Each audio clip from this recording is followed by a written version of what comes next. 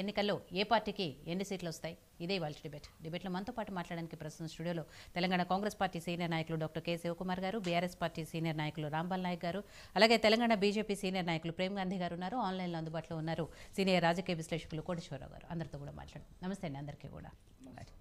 So Prem Gandhi గారు, చాలా రోజుల నుంచి తెలంగాణలో హడావుడి చూస్తాం. నాట్ ఓన్లీ తెలంగాణ, దేశవ్యాప్త ఎన్నికలు కాబట్టి అన్ని రాష్ట్రాల్లో కూడా ప్రచారం జరుగుతూ వస్తుంది. పక్కనున్న ఆంధ్రప్రదేశ్ అసెంబ్లీ ఎన్నికలు, అక్కడ పార్లమెంట్ ఎన్నికలు, దేశవ్యాప్తంగా అన్ని చోట్ల కూడా ఇదే పరిస్థితి ఉన్న పరిస్థితుల్లో చాలామంది అభ్యర్థులు ప్రచారాలు అండ్ నామినేషన్స్ వేశారు. అన్నీ కూడా అయిపోతున్నాయి, ప్రచారం కూడా అయిపోయింది. ఇక ఫేజుల వారీగా జరుపుకుంటూ వస్తుంది కాబట్టి ఇక్కడ 4వ విడత సోమవారం రోజు ఇక్కడ ఎలక్షన్స్ జరగబోతున్నాయి. తెలంగాణలో 17 పార్లమెంటు స్థానాలకు సంబంధించి కూడా జరగబోతున్నాయి. కాబట్టి ఓవరాల్గా బీజేపీ ఎంతవరకు కాన్ఫిడెంట్గా ఉంది? ప్రచారం అంతా అయిపోయింది కాబట్టి ఇప్పుడు ప్రచారంలో ఉన్నప్పుడు ఎక్కడ ఎలా ఉంటుంది పరిస్థితి, అక్కడ జనాలు ఎలా రిసీవ్ చేసుకున్నారు, వాళ్ళు ఏం కోరుకుంటున్నారు, మోడీ హవా ఉందా లేదా, లోకల్ అభ్యర్థి మీద ఎంతవరకు నమ్మకం ఉంది, ఇలాంటివన్నీ చూసుకుంటూ వస్తున్నారు. అన్నీ అయిపోయినాయి కాబట్టి ఇప్పటికీ ఎన్ని సీట్ల మీద కాన్ఫిడెంట్గా ఉంది బీజేపీ?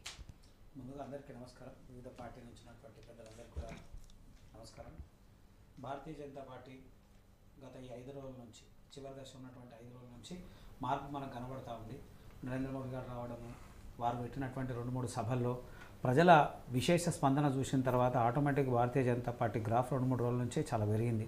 మేము ముందు 13-14 అనుకున్నాం. 1-2 పెరిగే అవకాశం ఉంది కానీ తగ్గే అవకాశం ఎక్కడ కూడా కనబడతలేదు. క్లియర్గా నరేంద్ర మోడీ గారు మొన్న వచ్చిన తర్వాత సభలో వారు మాట్లాడినటువంటి అంశము అభివృద్ధి మాత్రమే మాట్లాడారు. దాని తర్వాత అనేక అంశాలు వారు ఇన్ని 10 సంవత్సరాలు జరిగినటువంటి అభివృద్ధి, తెలంగాణకు ఏమి ఇచ్చారు, ఏమి ఇవ్వాలనుకుంటున్నారు, భవిష్యత్ ఆలోచన ఎట్లా ఉంది, ప్రజల మా ప్రయోజనం ఏ పథకాలలో జరుగుతుంది, ఏ పథకాల వల్ల ఎట్లట్లా లబ్ధి జరిగింది, తెలంగాణలో ఏ పథకాలు అమలు పడ్డాయి, ఏమేమి ప్రాజెక్టులు వచ్చినాయి అనేటువంటి అంశాన్ని క్లుప్తంగా వారు చెప్పడం వల్ల ప్రజల్లో విశేషమైనటువంటి స్పందన పెరిగింది. భారతీయ జనతా పార్టీకి ఇప్పుడు ఉన్నటువంటి పరిస్థితుల్లో ఈరోజు ప్రచారం చివరి దశ ముగిన తర్వాత ఈరోజు కూడా చూసినాం మేము అనేక చోట్ల, ఎక్కడెక్కడ జరిగినటువంటి సభల్లో కానీ మీటింగ్స్లలో కానీ చివరి దశ ఉన్న అన్ని చోట్ల కూడా భారతీయ జనతా పార్టీకి విశేష స్పందన ఉంది, ప్రజల్లో మంచి స్పందన ఉంది.